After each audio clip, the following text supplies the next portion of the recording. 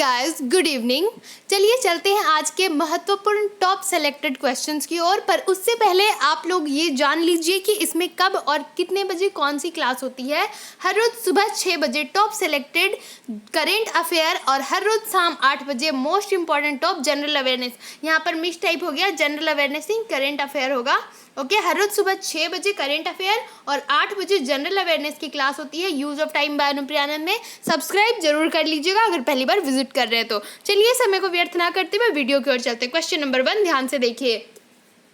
सरकार अर्थोपाय ऋण लेती है किससे? ऑप्शन देखिएगा, 1 आरबीआई से, ऑप्शन 2 आईडीबीआई से, या ऑप्शन नंबर 3 एसबीआई से, या ऑप्शन नंबर 4 आईसीआईसीआई से।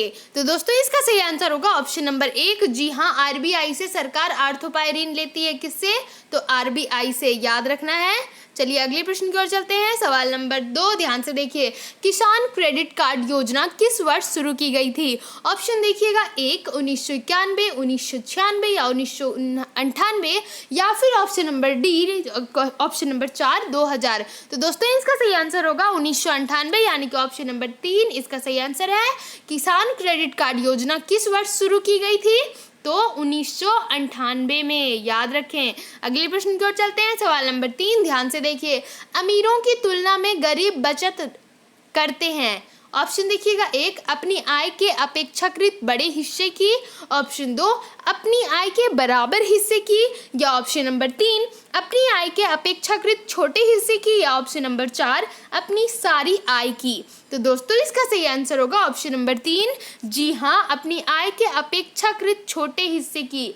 अमीरों की तुलना में गरीब बचत करते हैं। क्यों और कितना करते हैं? तो अपनी आय के अपेक्षाकृत छोटे हिस्से की, क्योंकि उनकी आय इतनी कम ही होती है कि भाई ज़्यादा बड़े हिस्से की अगर बचत करते हैं तो वो फिर अपनी ज़रूरत को पूरी नहीं कर पाते। इसीलिए अपनी आय के अपेक्षाकृत छोटे हिस्से को वो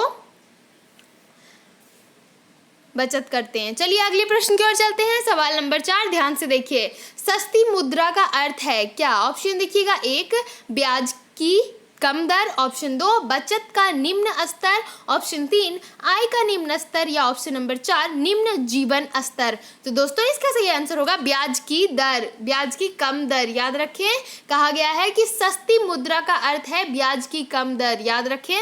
अगले प्रश्न की ओर चलते हैं। सवाल नंबर 5 ध्यान से देखिए। अंतर्राष्ट्रीय मुद्रा कोष के नियमों के अनुसार, अंतर्राष्ट्रीय मुद्रा कोष IMF के नियमों के अनुसार हर सदस्य को अपनी वैध मुद्रा का सममूल्यन घोषित करना होता है अमेरिकी डॉलर के रूप में, और किस में और किस रूप में? तो ऑप्शन देखिए, 1 सिल्वर के रूप में, ऑप्शन 2 स्वर्ण के रूप में, ऑप्शन 3 पाउंड स्टर्लिंग के रूप में, या ऑप्शन नंबर 4 हीरे के रूप में। तो दोस्तों इसका सही आंसर होगा पाउंड स्टर्लिंग के रूप में। याद रखें, कहा गया है कि अंतर्राष्ट्रीय मुद्रा कोष IMF के नियमों के अनुसार हर सदस्य को अपनी वैध मुद्रा का सममूल्यन घोषित करना होता है अमेरिकी डॉलर के रूप में और पाउंड स्टर्लिंग के रूप में। याद रखें। अगले प्रश्न की ओर चलते हैं। सवाल नंबर 6 ध्यान से देखिए। हरित क्रांति का संबंध किस फसल से है? ऑप्शन देखिएगा, 1 चावल, 2 गेहूं, 3 दालें, या 4 गन्ना। तो दोस्तों इसका सही आंसर होगा गेहूं। जी हाँ, हरित क्रांति का संबंध गेहूं से है। मैंने पहले भी बता रखा है आपको, आप पिछली वीडियो में देख सकते हैं। हरित क्रांति का संबंध किस फसल के साथ है? तो गेहूं से, याद रखें। अगले प्रश्न की ओर चलते हैं। सवाल नंबर 7 ध्यान से देखिए। भारत का पहला भारतीय गवर्नर जनरल कौन था? ऑप्शन देखिएगा, 1 BR Ambedkar, option 2 C Rajagopalachari, option number 3 वो ऑप्शन 2 था, option number 3 doctor Rajendra Prasad, या option number 4 doctor S Radha Krishnan. दोस्तों इसका सही आंसर होगा ऑप्शन नंबर 2। जी हाँ, C राजागोपालाचारी। कहा गया है कि भारत का पहला भारतीय गवर्नर जनरल कौन था? तो C राजगोपालाचारी जी थे, याद रखें। अगले प्रश्न की ओर चलते हैं। सवाल नंबर 8 ध्यान से देखिए। स्वतंत्र भारत में पहली गैर कांग्रेस सरकार किस राज्य में बनी थी? ऑप्शन देखिएगा, 1 पंजाब, 2 बिहार, 3 महाराष्ट्र, या 4 केरल। फ्रेंड्स, अगर आप इससे पिछले वीडियो को मिस कर गए हो हो तो आई बटन पे देख सकते हो, और नीचे डिस्क्रिप्शन में मेरी सारी वीडियो की लिंक है, आप वहाँ पे चेक कर सकते हो। और मुझे आप फेसबुक, ट्विटर, इंस्टा और टेलीग्राम पे फॉलो कर सकते हो, डिस्क्रिप्शन में जाकर देख सकते हो, मैंने लिंक डाल रखी है। और जिन लोगों ने अभी तक सब्सक्राइब नहीं किया है वो ध्यान से देखिए, वीडियो के नीचे आपको एक रेड कलर में सब्सक्राइब लिखा हुआ दिख रहा होगा, सब्सक्राइब बटन को दबा दीजिए। उसके बाद अभी आपको एक बेल आइकन दिखा होगा इस टाइप का, तो बेल आइकन को फिर आप प्रेस कर दीजिए। उससे क्या होगा कि आपको मेरे द्वारा डाली गई सारी वीडियो की नोटिफिकेशन सबसे पहले पहुंच जाएगी आप तक, तो जरूर दबा लीजिएगा। और वीडियो अच्छा लग रहा हो तो लाइक जरूर कर दीजिएगा फ्रेंड्स। देखिए फ्रेंड्स, इसका आंसर क्या होगा? सवाल नंबर 8 का केरल होगा। जी हाँ, स्वतंत्र भारत में पहली गैर कांग्रेस सरकार किस राज्य में बनी थी? तो केरल में बनी थी, याद रखें। अगले प्रश्न की ओर चलते हैं, सवाल नंबर 9, ध्यान से देखिए।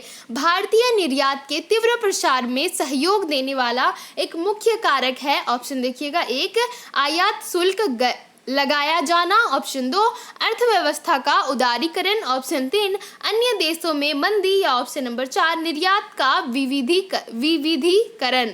तो दोस्तों इसका सही आंसर होगा ऑप्शन नंबर 4 निर्यात का विविधीकरण। याद रखें, कहा गया है कि भारतीय निर्यात के तीव्र प्रसार में सहयोग देने वाला एक मुख्य कारक है निर्यात का विविधीकरण, याद रखें। अगले प्रश्न की ओर चलते हैं, सवाल नंबर 10, ध्यान से देखिए। यदि धन मुद्रा बहुत अधिक हो और माल बहुत कम हो तो वह स्थिति होती है कैसी? ऑप्शन देखिएगा, 1 अवस्फीति, ऑप्शन 2 मुद्रास्फीति, ऑप्शन 3 मंदी, या ऑप्शन नंबर 4 गतिरोध यानी कि गतिहीनता। तो दोस्तों इसका सही आंसर होगा ऑप्शन नंबर 2, जी हाँ, मुद्रास्फीति। कहा गया है कि यदि धन यानी कि मुद्रा बहुत अधिक हो और माल बहुत कम हो वह स्थिति क्या होती है? तो मुद्रास्फीति, याद रखें। अगले प्रश्न की ओर चलते हैं, सवाल नंबर 11, ध्यान से देखिए। संविधान के किस संशोधन ने मौलिक अधिकारों की अपेक्षा राजनीति के निदेशक सिद्धांतों को अधिक महत्वपूर्ण बना दिया है? ऑप्शन देखिएगा, 1 42वें, 3 44वें, या 2 44वें, 3 52वें, या 4 56वें। तो देखिए दोस्तों इसका सही आंसर होगा ऑप्शन नंबर 1, जी हाँ, 42 यानी कि 42वें। कहा गया है कि संविधान के किस संशोधन ने मौलिक अधिकारों की अपेक्षा राजनीति के निदेशक सिद्धांतों को अधिक महत्वपूर्ण बना दिया है? तो 42वें, याद रखें। अगले प्रश्न की ओर चलते हैं, सवाल नंबर 12, ध्यान से देखिए। हमारे संवैधानिक इतिहास में 26 नवंबर 1949 महत्वपूर्ण दिवस है क्योंकि? ऑप्शन देखिएगा, 1 भारत ने इस दिन पूर्ण स्वतंत्रता की शपथ ली थी, ऑप्शन 2 इस दिन संविधान अंगीकार किया गया था, या ऑप्शन 3 इस दिन भारत गणतंत्र बना था, या ऑप्शन नंबर 4 इस दिन संविधान में पहला संशोधन पारित किया गया था। दोस्तों इसका सही आंसर होगा क्या? ऑप्शन नंबर 2, जी हाँ, इस दिन संविधान अंगीकार किया गया था। कहा गया कि हमारे संवैधानिक इतिहास में 26 नवंबर 1949 महत्वपूर्ण दिन है क्योंकि इस दिन संविधान अंगीकार किया गया था, याद रखें। अगले प्रश्न की ओर चलते हैं, सवाल नंबर 13, ध्यान से देखिए। भारतीय संविधान की प्रस्तावना में निम्नलिखित में से किस अभिव्यक्ति का प्रयोग नहीं किया गया है? ऑप्शन देखिएगा, 1 सर्वसत्ताधिकारी लोकतंत्रीय गणराज्य, ऑप्शन 2 समाजवादी, ऑप्शन 3 धर्मनिरपेक्ष, या ऑप्शन नंबर 4 संघीय। तो दोस्तों इसका सही आंसर होगा ऑप्शन नंबर 4, जी हाँ, संघीय। कहा गया है कि भारतीय संविधान की प्रस्तावना में निम्नलिखित में से किस अभिव्यक्ति का प्रयोग नहीं किया गया है? तो संघीय का, याद रखें।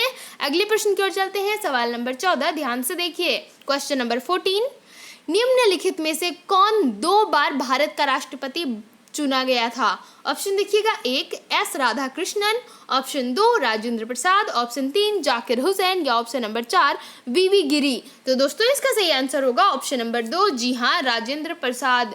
कहा गया है कि निम्नलिखित में से कौन 2 बार भारत का राष्ट्रपति चुना गया? तो राजेंद्र प्रसाद, याद रखें। अगले प्रश्न की ओर चलते हैं, सवाल नंबर 15, ध्यान से देखिए। राज्यसभा का सदस्य बनने के लिए उम्मीदवार की न्यूनतम आयु होनी चाहिए कितने वर्ष?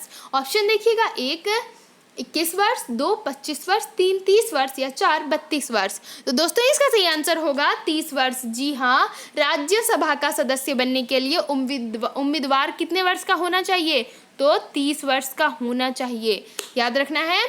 चलिए अगले प्रश्न की ओर चलते हैं, सवाल नंबर 16 क्वेश्चन नंबर, ध्यान से देखिए।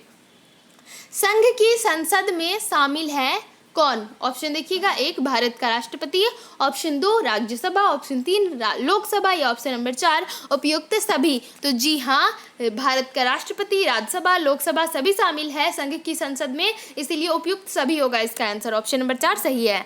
अगले प्रश्न की ओर चलते हैं। सवाल नंबर 17, ध्यान से देखिए, लोकसभा के निर्वाचित सदस्यों की अधिकतम संख्या कितनी है? ऑप्शन देखिएगा, 1 530, 2 545, 3 540 या 4 550। तो दोस्तों इसका सही आंसर क्या होगा? ऑप्शन नंबर 4, जी हाँ 550 इसका सही आंसर है। ऑप्शन नंबर 4 याद रखें, लोकसभा के निर्वाचित सदस्यों की अधिकतम संख्या 550 याद रखें।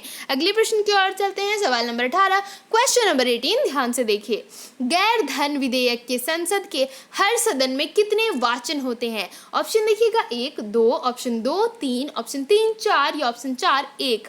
तो दोस्तों इसका सही आंसर होगा ऑप्शन नंबर 2, जी हाँ इसका सही आंसर है 3। याद रखना है, क्या कहा गया है कि गैर धन विधेयक के हर सदन में कितने वाचन होते हैं? तो 3 वाचन होते हैं, याद रखना है। ऑप्शन नंबर 2 इसका सही आंसर है। अगले प्रश्न की ओर चलते हैं।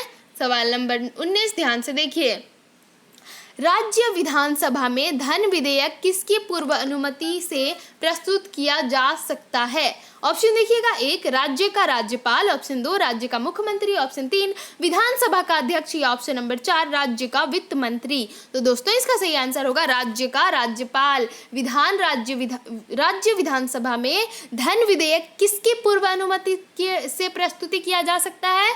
तो राज्य का राज्यपाल की अनुमति से, याद रखना है। अगले प्रश्न की ओर चलते हैं। सवाल नंबर 20, क्वेश्चन नंबर 20, ध्यान से देखिए, वीडियो अच्छा लग रहा हो लाइक प्लीज जरूर कर दीजिएगा, मुझे कमेंट करके बताइएगा कितना इन्फॉर्मेटिव लग रहा है आपको वीडियो। एंड ध्यान से सुनिए, ये वीडियो जरूर शेयर कर दीजिए अपने फ्रेंड्स के साथ, खास करके ये वीडियो उन लोगों तक जरूर पहुंचा दीजिए जो लोग किसी भी कॉम्पिटिटिव एग्जाम्स की तैयारी कर रहे हैं, क्योंकि इसमें जो भी क्वेश्चंस है सारे टॉप सेलेक्टेड क्वेश्चंस है। हर रोज सुबह 6 बजे करेंट अफेयर टॉप सेलेक्टेड और हर रोज शाम 8 बजे टॉप सेलेक्टेड जनरल अवेयरनेस की क्लास होती है, जो कि एग्जाम्स में आने वाले हैं वही सारे सेलेक्टेड क्वेश्चंस है। डेली क्लास लीजिए, एग्जाम्स जरूर निकल जाएगा। तो daily use of time Bhanupriya Anand से जुड़े रहें, सब्सक्राइब जरूर कर लीजिएगा।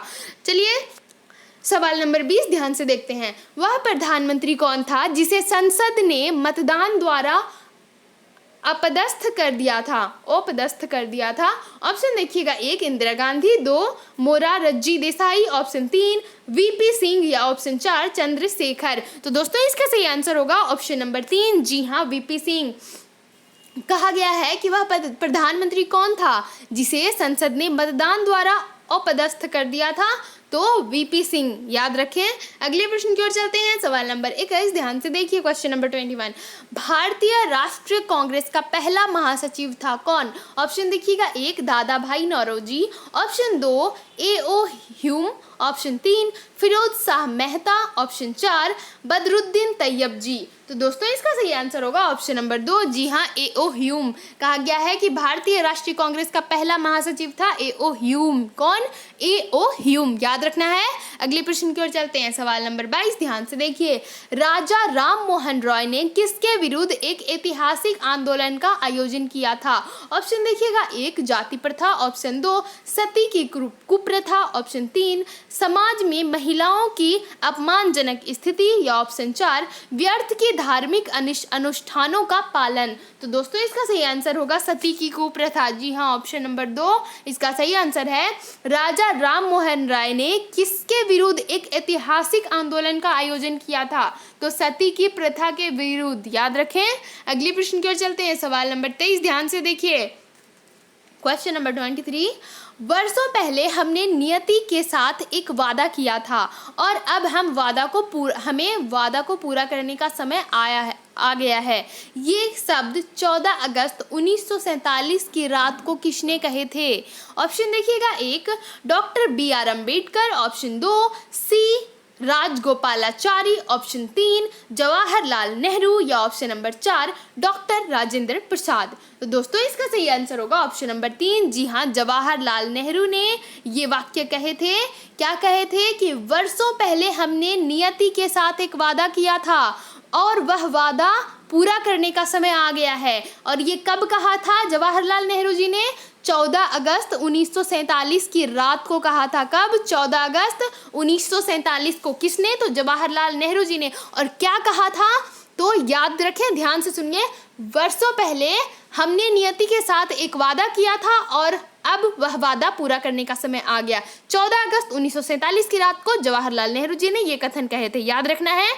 अगले प्रश्न की ओर चलते हैं, सवाल नंबर 24, ध्यान से देखिए। भारतीय राष्ट्रीय कांग्रेस ने असहयोग का अपना प्रसिद्ध प्रस्ताव 1920 में कहां आयोजित अपने अधिवेशन में पारित किया था? ऑप्शन देखिएगा, 1 लखनऊ में, 2 दिल्ली में, 3 बंबई में या 4 कोलकाता में। तो दोस्तों इसका सही आंसर होगा ऑप्शन नंबर 3, जी हाँ, बंबई में, यानी कि मुंबई में, पहले बंबई था। भारतीय राष्ट्रीय कांग्रेस ने असहयोग का अपना प्रसिद्ध प्रस्ताव 1920 में कहां आयोजित अपने अधिवेशन में पारित किया था? तो बंबई में, याद रखें। अगले प्रश्न की ओर चलते हैं, सवाल नंबर 25, ध्यान से देखिए। भारत का ग्रैंड ओल्ड मैन किसे कहा जाता है? ऑप्शन देखिएगा, 1 Dadabhai Naoroji, option 2 Gopal Krishna Gokhale, option 3 बाल गंगाधर तिलक या ऑप्शन नंबर 4 सुरेंद्रनाथ बनर्जी। तो दोस्तों इसका सही आंसर होगा ऑप्शन नंबर 1, जी हाँ, दादा भाई नौरोजी को कहा जाता है भारत का ग्रैंड ओल्ड मैन। किसे? दादा भाई नौरोजी को ग्रैंड ओल्ड मैन किसे कहा जाता है? तो दादा भाई नौरोजी को, याद रखें। कहाँ का? भारत का। अगले प्रश्न की ओर चलते हैं, सवाल नंबर 26, ध्यान से देखिए। निम्नलिखित में से किसको लॉर्ड कर्जन का सबसे उपयोगी और महत्वपूर्ण सुधार माना जा सकता है? विशेषता अविभाजित पंजाब प्रांत में रहने वाले लोगों के संबंध में। ऑप्शन देखिएगा, 1 शैक्षिक सुधार, ऑप्शन 2 पुलिस सुधार, ऑप्शन 3 औद्योगिक सुधार या ऑप्शन नंबर 4 कृषि सुधार। तो दोस्तों इसका सही आंसर होगा ऑप्शन नंबर 4, जी हाँ, कृषि सुधार इसका सही आंसर है, याद रखना है। कहा गया है कि निम्नलिखित में से किसको लॉर्ड कर्जन का सबसे उपयोगी और महत्वपूर्ण सुधार माना जा सकता है? विशेषता अविभाजित पंजाब प्रांत में रहने वाले लोगों के संदर्भ में। तो किसने? तो कृषि सुधार, याद रखना है। अगले प्रश्न की ओर चलते हैं, सवाल नंबर 27, क्वेश्चन नंबर 27, ध्यान से देखिए। इंग्लैंड के तत्कालीन राजा जेम्स द्वारा जहांगीर के शाही दरबार में राजदूत के रूप में निम्नलिखित में से किसको भेजा गया था? ऑप्शन देखिएगा, 1 John Hawkins, option 2 William togs, option 3 sir Thomas Roe या ऑप्शन 4 सर वॉल्टर रेले। तो दोस्तों इसका सही आंसर होगा ऑप्शन नंबर 1, जी हाँ, जॉन हॉकिंस। कहा गया है कि इंग्लैंड के तत्कालीन राजा जेम्स द्वारा जहांगीर के शाही दरबार में राजदूत के रूप में किसको नियुक्त किया गया था? किसको भेजा गया था? जॉन हॉकिंस को, याद रखें। अगले प्रश्न की ओर चलते हैं, सवाल नंबर 28, ध्यान से देखिए। द्वैध शासन किस गवर्नमेंट ऑफ इंडिया एक्ट द्वारा लागू किया गया था? ऑप्शन देखिएगा, 1 1909 के, ऑप्शन 2 1919 के या ऑप्शन 3 1935 के या फिर ऑप्शन नंबर 4 उपयुक्त में से किसी को भी नहीं। तो दोस्तों किसी से भी नहीं, तो कौन सा सही होगा? इसका सही आंसर होगा ऑप्शन नंबर 2 1919 के, याद रखना है। कहा गया है कि द्वैध शासन किस गवर्नमेंट ऑफ इंडिया एक्ट द्वारा लागू किया गया था? तो 1919 के, याद रखना है। अगले प्रश्न की ओर चलते हैं, सवाल नंबर 29, क्वेश्चन नंबर 29, ध्यान से देखिए।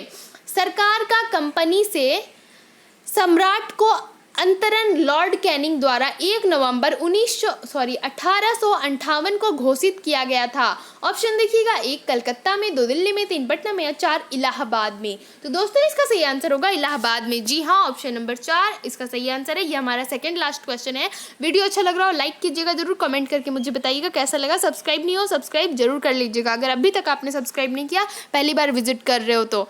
देखिए सवाल नंबर 29, सरकार का कंपनी से सम्राट को अंतरण लॉर्ड कैनिंग द्वारा 1 नवंबर 1958 को घोषित किया गया था इलाहाबाद में, याद रखना है। अगले प्रश्न की ओर चलते हैं, सवाल नंबर 30, ये हमारा अंतिम प्रश्न है, ध्यान से देखिए। 1916 में भारतीय राष्ट्रीय कांग्रेस और मुस्लिम लीग एक दूसरे के निकट आ गए थे। कहाँ में? ऑप्शन देखिएगा, 1 लाहौर में, 2 अमृतसर में, 3 लखनऊ में या 4 हरिपुरा में। तो दोस्तों इसका सही आंसर होगा लखनऊ में, जी हाँ, ऑप्शन नंबर 3 इसका सही आंसर है। 1916 में भारतीय राष्ट्रीय कांग्रेस और मुस्लिम लीग एक दूसरे के निकट आ गए थे। कहाँ पर? लखनऊ में, याद रखना है। ये हमारा आज का अंतिम प्रश्न था। वीडियो कैसा लगा है कमेंट करके जरूर बताइएगा, लाइक जरूर कर दीजिएगा। अगर आप लाइक करते हो तो मुझे बहुत अच्छा लगता है, मुझे खुशी होती है और आगे वीडियो लाने में बहुत रुचि होती है। तो लाइक तो पहली बात आप जरूर कर दीजिएगा, और जो लोग पहली बार विजिट कर रहे हो तो सब्सक्राइब जरूर कर लीजिएगा। मैं फिर से बता रही हूँ, नीचे रेड कलर में लिखा होगा सब्सक्राइब बटन को आप टच कर दो। उसके बाद आपको एक बेल आइकन दिख रहा होगा, फिर आप उस बेल आइकन को आप प्रेस करो। बेल आइकन को प्रेस करोगे तो क्या होगा कि मेरे द्वारा डाली गई सारी वीडियो की नोटिफिकेशन आप तक पहुंच जाएगी। वीडियो कैसा लगा कमेंट करके जरूर बताना। Thank you friends, thanks for watching my video.